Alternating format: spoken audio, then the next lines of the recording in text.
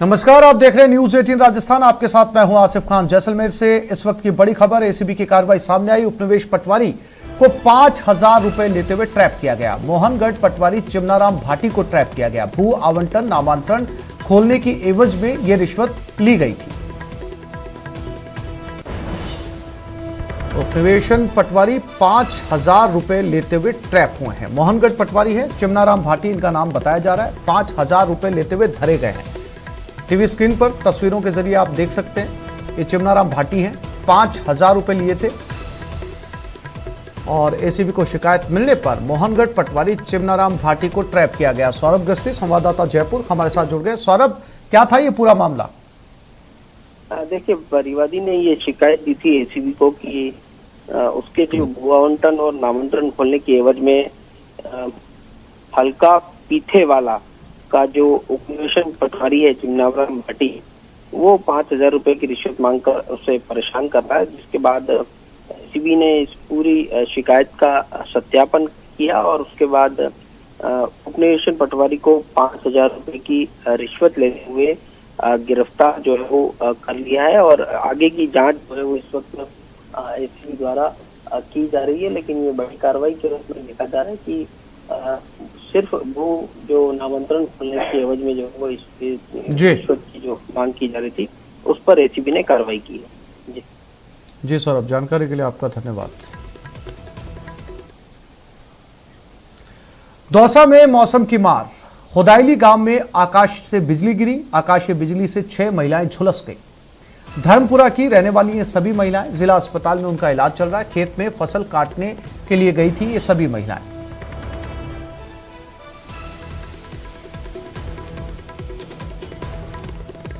तो एक साथ 6 महिलाओं पर बिजली गिरी। गनीमत ये रही कि ये सभी घायल हुई, बाल बाल बच गई। इन सभी का अस्पताल में इलाज चल रहा है। आसमान से बिजली गिरी और 6 की 6 महिलाएं चपेट में आ गई। फसल काटने का ये सीजन चल रहा है, फसल काटने का मौसम है और इसी दौरान खेतों में इस समय किसानों की आवाजाही ज्यादा है और ये महिलाएं भी फसल काटने के लिए खेत गई हुई थी, तभी आसमानी बिजली गिरी। 6 महिलाएं जो इमरजेंसी में आई हैं और हमारा चिकित्सक और समस्त स्टाफ उनकी सेवा में लगा हुआ है और सब कुछ मैनेज कर रहे हैं और सही हो जाएंगे। आकाशीय बिजली गिरने से जैसे वो पहले उसके अटेंडेंट बता रहे हैं, स्थिति स्टेबल है। धर्मपुरा के रहने वाले थे, उदायली में बादल काटने गए थे मजदूरी के लिए। तो 2 बहन के, एक पहला खेत में 5 वाला खेत में, तो वो लोग खेत वाली तरपाल से दब रही थी। ऊपर से बिजली पकड़ की, एक बार तो चढ़ गई, दूसरी बार आई तो इनके ऊपर गिर गई। तो हमें यहाँ पे लिया है डाकखाना में, इनका इलाज चल रहा है। हमको हमारे बहुत घबरा। और आशीष शर्मा हमारे संवाददाता दौसा से हमारे साथ जुड़ गए। आशीष, गनीमत ये रही कि इस आसमान से जो बिजली गिरी इसमें सभी महिलाएं बच गई। फिलहाल क्या स्थिति है उनकी? बिल्कुल, सभी महिलाएं सुरक्षित हैं और उनको जिला अस्पताल में उपचार दिया जा रहा है। हालांकि एक महिला गंभीर रूप से झुलसी हुई है, जिसके चिकित्सकों की टीम उसकी उपचार में जुटी हुई है।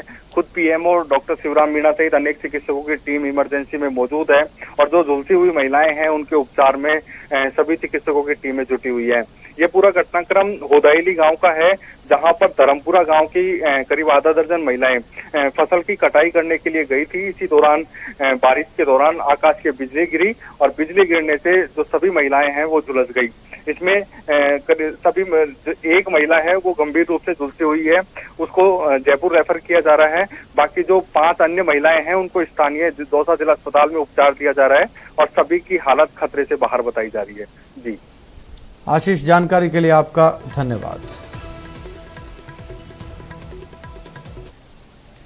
और अब बात बीजेपी के महामंथन की। कुंभलगढ़ में बीजेपी के चिंतन शिविर का आज दूसरा दिन है। ये चिंतन 2023 में होने वाले विधानसभा चुनाव की तैयारियों को लेकर है। आगाज संगठन की मजबूती का और आगाज मरुधरा पर राज करने के सपने को साकार करने का। इसके लिए बीजेपी के कद्दावरों जैसे सतीश पूनिया, गुलाबचंद कटारिया, राजेंद्र राठौड़ और ओम माथुर समेत 45 नेताओं ने महामंथन किया। हालांकि वसुंधरा राजे सिंधिया, भूपेंद्र यादव, गजेंद्र सिंह शेखावत इस चिंतन शिविर में शामिल नहीं हुए और इनकी अनुपस्थिति ने सियासी गलियारों में अफवाहों का बाजार गर्म कर दिया। खैर, बहाने हैं या सच्चाई ये तो बीजेपी जाने, लेकिन जो नेता चिंतन शिविर में पहुंचे उन्होंने पार्टी के राष्ट्रीय संगठन महामंत्री बीएल संतोष से जीत का मंत्र लिया और आगामी चुनाव के लिए अपनी कमर कस ली।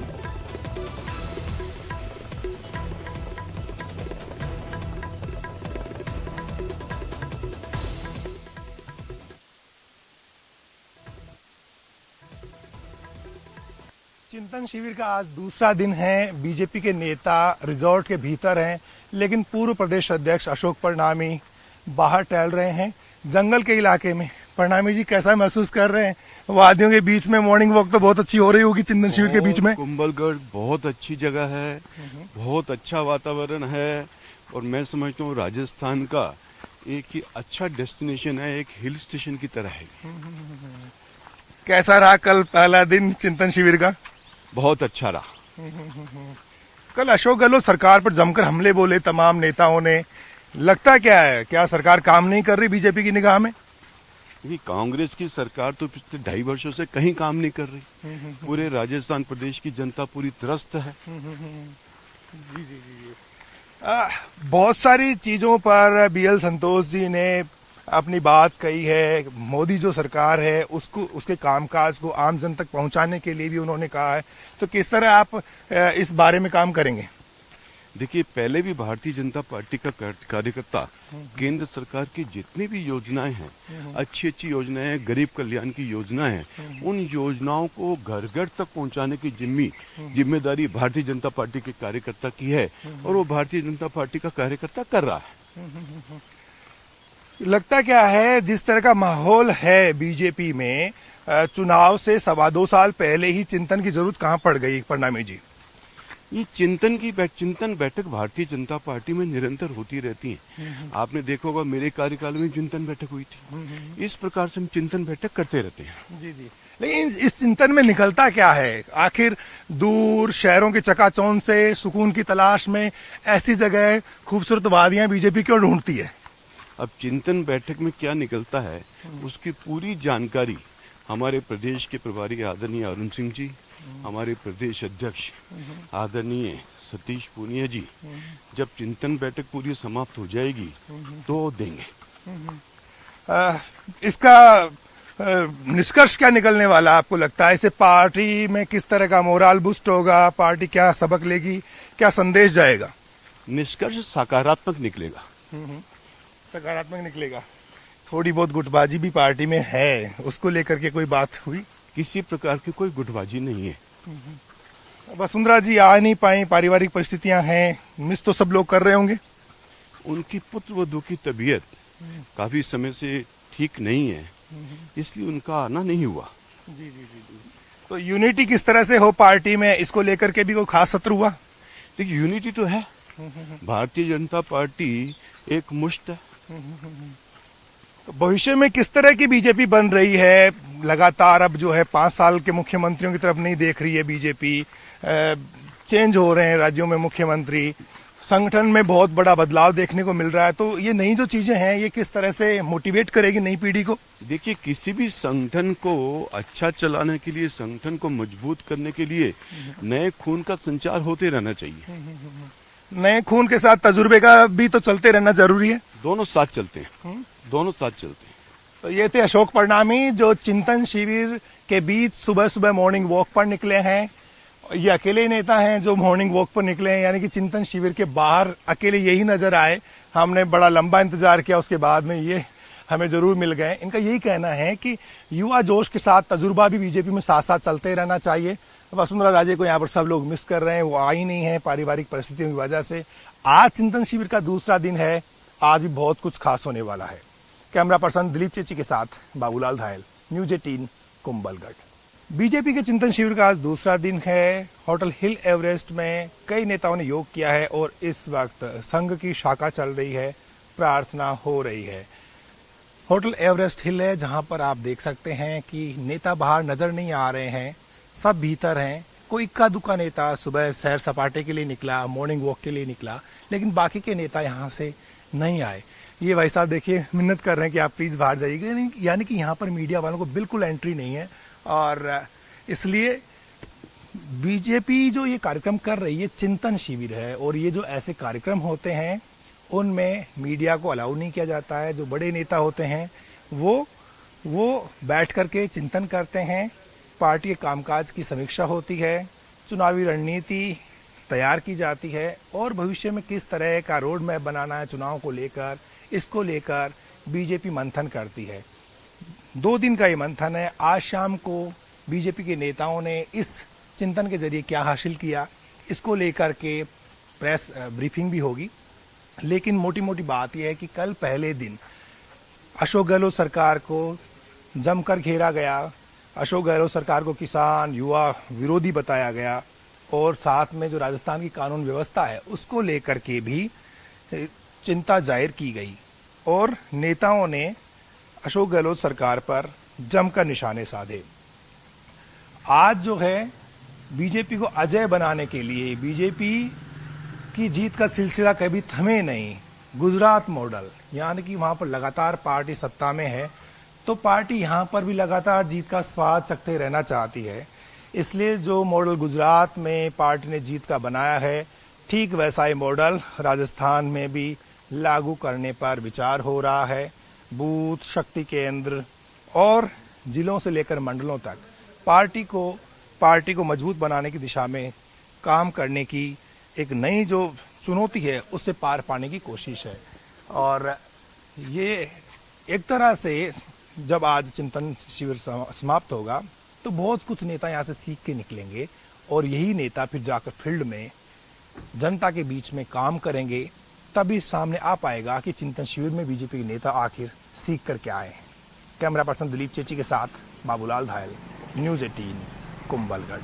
तो एक तरफ बीजेपी का चिंतन शिविर, दूसरी तरफ आज गहलोत कैबिनेट की बैठक होने जा रही है शाम 4 बजे और मजबूती पर जो है वो तमाम मुद्दों को लेकर इस बैठक में बात चर्चा की जाएगी। कई अहम मुद्दों पर चर्चा होगी। बैठक में कई मंत्री शामिल होने वाले। 3 बिंदुओं पर अनौपचारिक चर्चा होगी।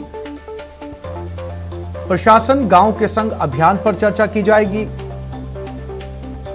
और गहलोत कैबिनेट की बैठक आज शाम 4 बजे सीएमआर में होगी। बैठक में शामिल सभी मंत्री इसमें पहुंचेंगे। 3 बिंदुओं पर चर्चा होनी है। अनौपचारिक चर्चा प्रशासन गांव के संग अभियान पर चर्चा होगी और प्रशासन शहरों के संग अभियान पर भी चर्चा की जाएगी। भर्तियों की प्रगति के संबंध में भी चर्चा की जाएगी। पट्टा वितरण अभियान का अनुमोदन हो सकता है। तो आज सभी मंत्री शाम 4 बजे सीएमआर पहुंचेंगे। गहलोत की अध्यक्षता में यह बैठक होगी। कैबिनेट की यह बैठक है। तमाम अहम बिंदुओं के ऊपर इसमें चर्चा की जाएगी। जो काम राज्य सरकार ने शुरू कर रखे हैं उनमें कितनी प्रोग्रेस है, कितना कुछ बाकी है, इसको लेकर भी चर्चा की जाएगी। लेकिन जो मुख्य 3 बिंदु हैं निकलकर सामने आए हैं उन पर चर्चा होनी इस बैठक में संभव है।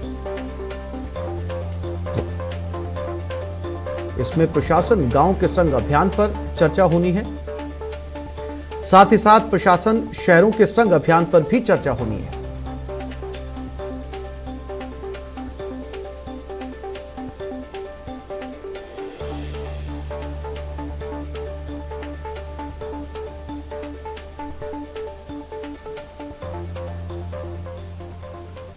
और प्रदेशवासियों को नए विश्वविद्यालय की सौगात। राज्यपाल ने कृषि महाविद्यालय डूंगरपुर का उद्घाटन किया। सीएम ने कहा आदिवासी अंचल में खुलने से लोगों को फायदा होगा। विधायक ने सीएम का आभार जताया। बोला जो मांगा सीएम ने दिल खोल कर दिया। कार्यक्रम में सीएम ने कहा आदिवासी अंचल में शुरू होना अहम, पढ़ने के लिए बाहर नहीं जाना पड़ेगा। कृषि महाविद्यालय की मांग थी, बजट में इसकी घोषणा की। आजादी के बाद से कृषि क्षेत्र को महत्व दिया गया। हमने कृषि के क्षेत्र में 5 विश्वविद्यालय खोले हैं।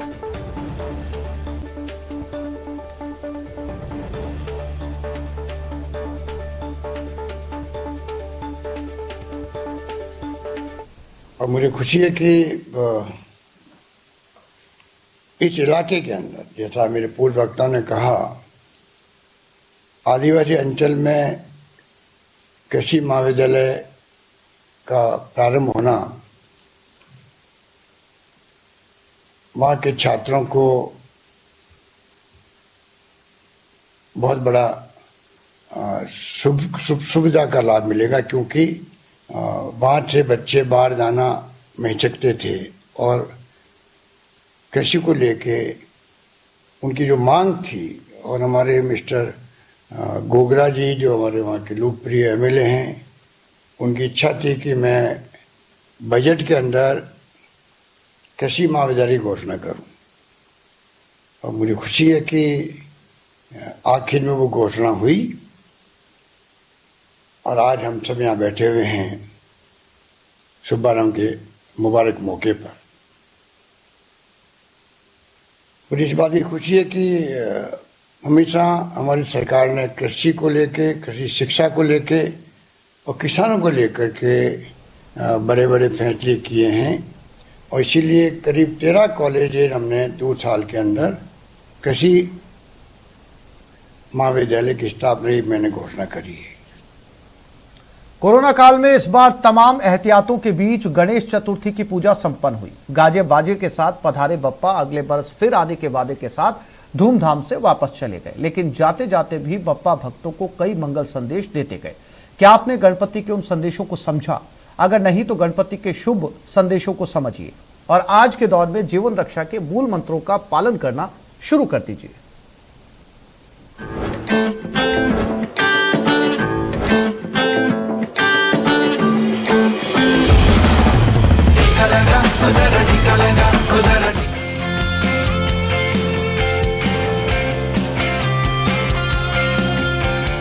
कोरोना के खतरों के बीच इस बार गणेश चतुर्थी की पूजा बेहद खास रही। एक तरफ भक्त जहां पूजा के दौरान सावधान नजर आए, तो वहीं गणपति भी भक्तों को कई खास संदेश देते दिखे। तिरुपति बालाजी के रूप में कोविड-19 वैक्सीन की शीशी पर सवार गणपति का ये रूप ही देख लीजिए। भक्तों को खास संदेश देती ये गणेश प्रतिमा हैदराबाद के एक गणेश पंडाल में स्थापित की गई थी, जिसमें बप्पा भक्तों को कोविड-19 वैक्सीन लेने का संदेश दे रहे हैं।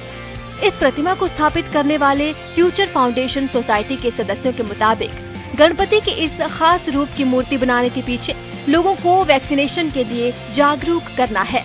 सभी से ये निमंत्रण है कि सभी लोग वैक्सीन लीजिए, तभी हम कोरोना से लड़ सकते हैं। ये सोशल मैसेज स्प्रेड करने के लिए हम लोग ये बार वैक्सीन गणेश बिठाना हुआ है यहाँ पे। तिरुपति बालाजी के रूप में वैक्सीन पर सवार गणपति की ये मूर्ति हर मायने में भक्तों का दिल जीतने में कामयाब रही। फिर चाहे बात मूर्ति की सुंदरता या पंडाल की भव्यता की हो, लेकिन जो बात सबसे खास रही वो ये कि इस खास गणेश प्रतिमा के माध्यम से भक्तों को वैक्सीनेशन के प्रति जागरूक किया जा सका। एक बात ध्यान में रखिए, कोरोना को हटाना है तो दूरी बनाए रखिए, मास्क पहने रखिए और हाथों को सैनिटाइज करते रहिए, तभी हमारे भारत से कोरोना बाहर जाएगा। सभी लोग टीका कराइए, टीकाकरण बहुत ज़रूरी है। टीका कराएंगे तो हम वर्ल्ड में नंबर 1 रह सकते हैं, फुल्ली वैक्सीनेटेड इंडिया। यही हमारा सोशल मैसेज है सोसाइटी को। बहरहाल कोरोना से बचने का संदेश देकर और अगले बरस फिर आने का वादा करके बप्पा इस साल वापस जा चुके हैं। अब ये भक्तों पर है कि वो गणपति के संदेशों को कितना समझते हैं और उस पर कितना अमल करते हैं। हाँ, उम्मीद जरूर है कि मंगल की कामना में गणपति के सामने सिर झुकाने वाले भक्त बप्पा का ये शुभ संदेश जरूर समझेंगे और कोरोना के खतरों से अपनी रक्षा कर सकेंगे। Bureau report, news 18 network, Hyderabad.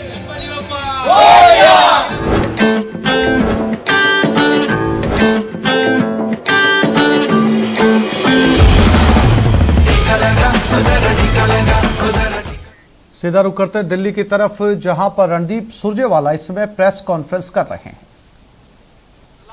1,75,000 crore रुपया, चौंकिए मत, 1,75,000 करोड़ रुपए के 25,000 किलो हेरोइन ड्रग्स कहां गए? 25,000 kilo. I am again repeating with a sense of responsibility.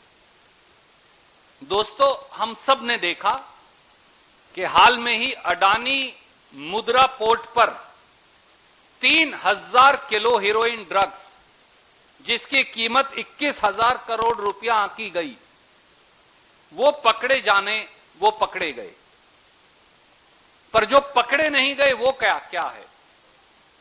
आज के समाचार पत्रों के मुताबिक अदानी मुद्रा पोर्ट गुजरात पर जून 2021 में भी इसी प्रकार 25 टन यानी 25,000 kilo heroin drugs semi cut telecom powder blocks के नाम से आए थे।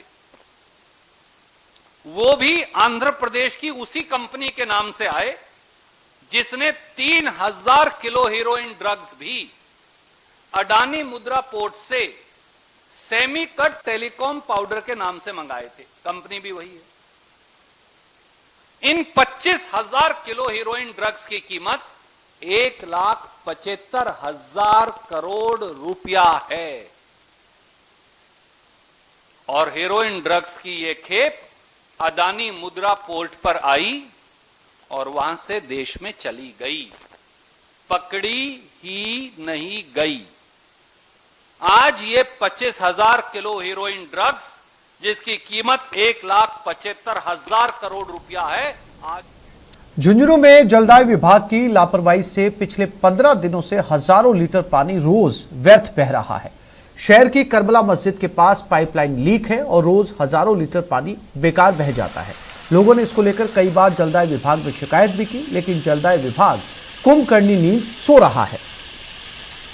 लोगों का कहना है कि शहर के कई इलाकों में लोग पानी के लिए तरस रहे हैं, वहीं रोज हजारों लीटर पानी बह जाना एक बड़ी लापरवाही है।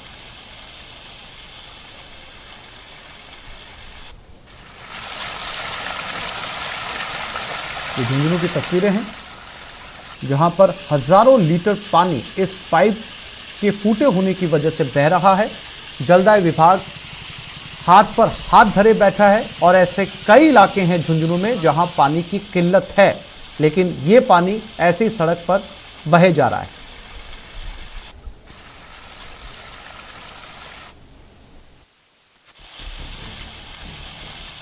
पानी अनमोल है, लेकिन यहाँ पानी का कोई मोल नहीं है। पिछले 15 दिनों से झुंझुनू के करबला मस्जिद के पास जलदाय विभाग की अनदेखी की वजह से रोजाना हजारों लीटर पानी यूं ही बर्बाद हो रहा है। दरअसल जलदाय विभाग की पाइपलाइन में लीकेज की वजह से सारा पानी बेकार जा रहा है और उधर पाइपलाइन टूटने की वजह से दूसरे इलाके के लोगों को प्यासा रहना पड़ रहा है। स्थानीय लोगों का कहना है कि पिछले 15 दिनों से यहाँ पानी की बर्बादी हो रही है। कई बार इसे लेकर जलदाय विभाग को खबर भी दी गई, लेकिन अभी तक किसी ने इस पर ध्यान नहीं दिया है। आज 15 दिन हो गए, इतना पानी निकल रहा है, कोई सुनवाई नहीं होती है। वाटर बॉक्स में जाते तो वो लोग कहते हैं कि गड्ढा खोदो। गड्ढे हमारा काम है क्या? गड्ढा देखो कितना, कम से कम 5,000 लीटर रोज पानी बह रहा है। वाटर वर्क्स का पानी का पाइप टूटा हुआ है और इसके लिए हमने 3 बार कंप्लेंट कर दी, नहीं तो कोई पार्षद सुनवाई करता है, नहीं वाटर वर्क्स वाले। और अभी आप ये देखो कि ये पानी कैसे जा रहा है, इतना ज़्यादा पानी बह रहा है, इतना वेस्ट हो रहा है कि पूछो मत। बूंदी जिले के ठिकरिया कला गांव के बाजड़ नाले पर अभी तक पुलिया नहीं बनने से लोगों को भारी परेशानियों का सामना करना पड़ रहा है। हालात ये है कि लोगों को नाले के पानी के बीच से होकर जाना पड़ता है, जिससे हमेशा हादसे की आशंका बनी रहती है। लोगों का कहना है कि पुलिया के लिए कई बार प्रशासन के साथ साथ जनप्रतिनिधियों से गुहार लगाने के बावजूद पुलिया नहीं बनी है।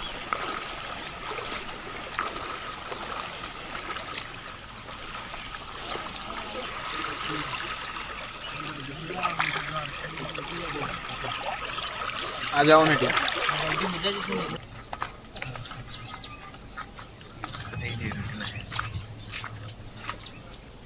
करौली में बेखौफ बदमाश हैं, शिक्षक पर जानलेवा हमला किया गया। शिक्षक ने भागकर जैसे तैसे अपनी जान बचाई। घायल ने 2 लोगों के खिलाफ रिपोर्ट दर्ज करवाई है। फिलहाल पुलिस तहकीकात में जुट गई है।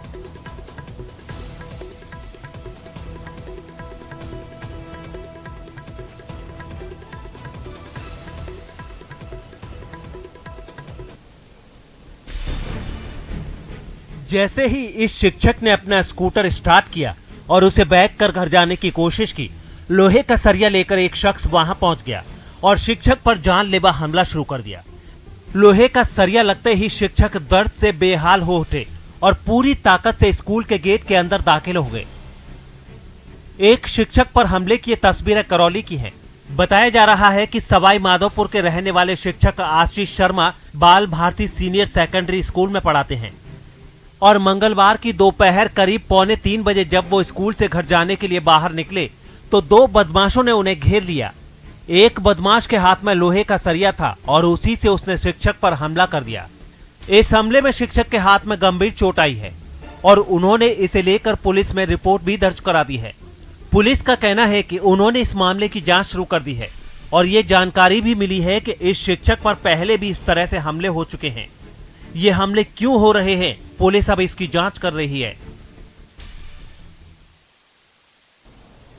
बाड़मेर जिले के धोरीमना थाना इलाके के कुम्हारों की बेरी से नाबालिग के अपहरण मामले में 11 दिन बाद भी पुलिस के हाथ खाली हैं। नाबालिग के परिजनों ने जालोर के रहने वाले नरेश कुमार और सुनील कुमार पर अपहरण का आरोप लगाया है, लेकिन 11 दिन बीत जाने के बावजूद नामजद आरोपियों की गिरफ्तारी नहीं होने और नाबालिग के नहीं मिलने से नाराज लोगों ने एसपी आनंद शर्मा को ज्ञापन सौंपा। वहीं एसपी ने बताया कि पीड़ित परिवार की मांग पर विशेष टीम का गठन किया गया है।